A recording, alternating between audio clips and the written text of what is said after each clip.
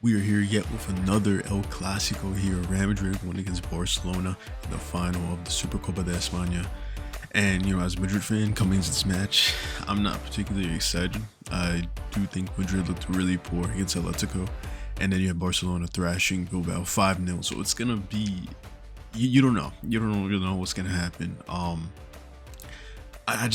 taking that game against Atletico because Madrid, for me, they weren't the better team. I think Atletico had so many chances to win that match and to score, and they just played better, had the ball more. Madrid was just playing off counterattacks and didn't look great as a whole. Mbappe was missing. Obviously, he's been out for a little bit now, and he is back for this match. I don't think he'll start. 100% probably coming off the bench.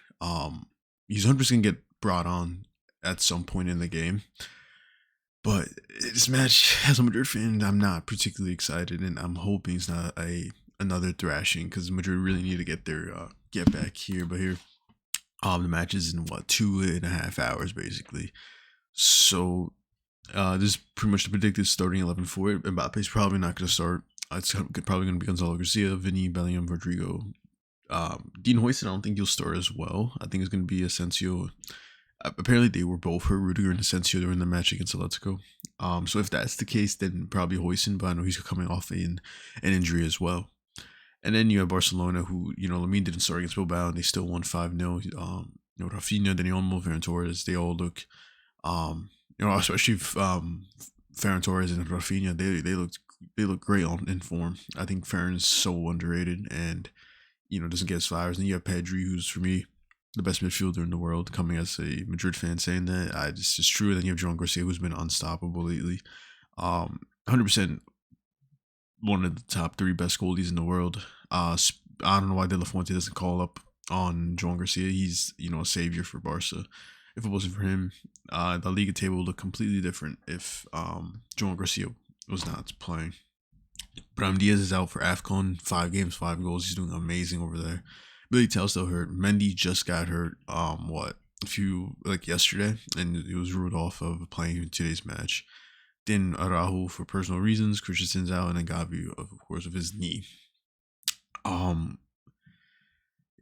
Like I said, I'm not really excited for this match. I'm just thinking the worst of the worst. Because that game against Atletico, if we head over there, you got the win. That's what matters.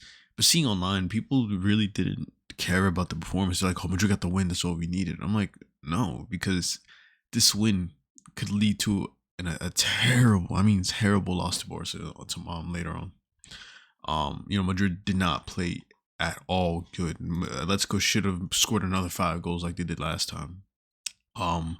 Fede, for me, I've always said that he plays better as a fullback. As a midfielder, he's great, but if you have too many midfielders, you have too many. You have a Bellingham, you have a Camavinga, you have a Arda Güler. How are you gonna fit in Fede? And then obviously you have 2 right backs. Trent and Carvajal were both hurt. Fede is the best option, and he's excellent. And I think he's probably the best one out of Trent and Carvajal. Rodrygo has looked great recently, finally picking up his form. Vinny needs to prove. A lot of controversy with him with the booze and Dio Simeone and all that, but Vinny needs to prove this match to show he's still capable of being that main guy. Gonzalo, who hardly touched the ball during that match against Atletico. I mean, hardly touched the ball. It's just Carreras looks great. I think Carreras is really good. He looks great against Betis. He was probably, if not Madrid's best player that match. And then you have Courtois, who basically saved Madrid as well. That banging. And then let's go to Barca. And like I said, I'm hoping it's not just a ran through. Like it was last time. I mean, it was 5-0. Rafinha too. Since Rafinha's came back from injury. He's been superb. He's been amazing. Firmino's always that player that's gonna get a goal and assist. He's such a reliable player for Barcelona. Rooney, who had a great game, he started over Lamine, and he bagged himself 2 assists and a goal. And then you have Ferran Torres, who's always playing up that top role instead of Lewandowski, and then next thing you know, Lewandowski gets in, and Ferran Torres is just such an underrated player. If we can check back former. Okay, we check back the last El Clasico they played. What was October? Because here, I think Madrid were the better team in this match by miles. Like they were way better than Barca this match. And people want to bring up injuries. People want to bring up red cards. People want to bring up everything. I mean, last season was the same thing. Madrid started a new center back, Raul Asensio, Lucas Vasquez at right back, Chouameni at center back, and then Fran Garcia left back. And sometimes Camavinga or whatever. Madrid didn't have their fully team as well. Their whole backline was hurt, and yes, they have superstars, but it was just a bad stint for Madrid. But another thing is I don't want to see Arda and Bellingham start. I've always said it before. I think they don't play well together on the same time when they're on the pitch. I think they play better separately. Just I don't know. This match is gonna be really. I don't know what the score is gonna be. I have no clue of what's gonna end. I hate El Clasicos because they always have me, you know, nervous because it's just you don't want to lose that, especially the banter coming out from like online and like people But especially all drama like past 3 years, Classico the recent years like since 2020 into like 2023 maybe wasn't as crazy. I feel like until the past 2 years now has been up there of like I've before 2020 what 4-3 I hardly got nervous during the Classicos up until like 2019 maybe around that year. But yeah, this is gonna be a really really interesting match. It's not for La Liga, obviously. Not gonna do any points wise.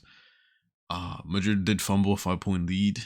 Since after this match, really, Madrid hasn't looked the same after match day 10. Winning that game against Barca, they had nowhere near.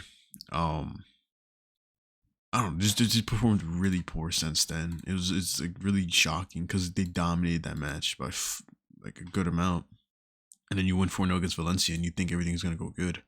Then you have this stint here where you lost, tied. You didn't win what three La Liga games. You didn't get a single point, or you didn't get a single win. So it was a bad stint, and then you lose 2-0 against Celta, 2-1 against City, and now Madrid are finally picking up form with 5 wins in a row. But now you have this here. It's gonna be a difficult match. I hope you want Madrid to win. I don't want them to lose. It's gonna be really bad. But yeah, so that's pretty much the preview. I need to give a score. I'm gonna say this one's gonna be hard. 2-1 win for Real.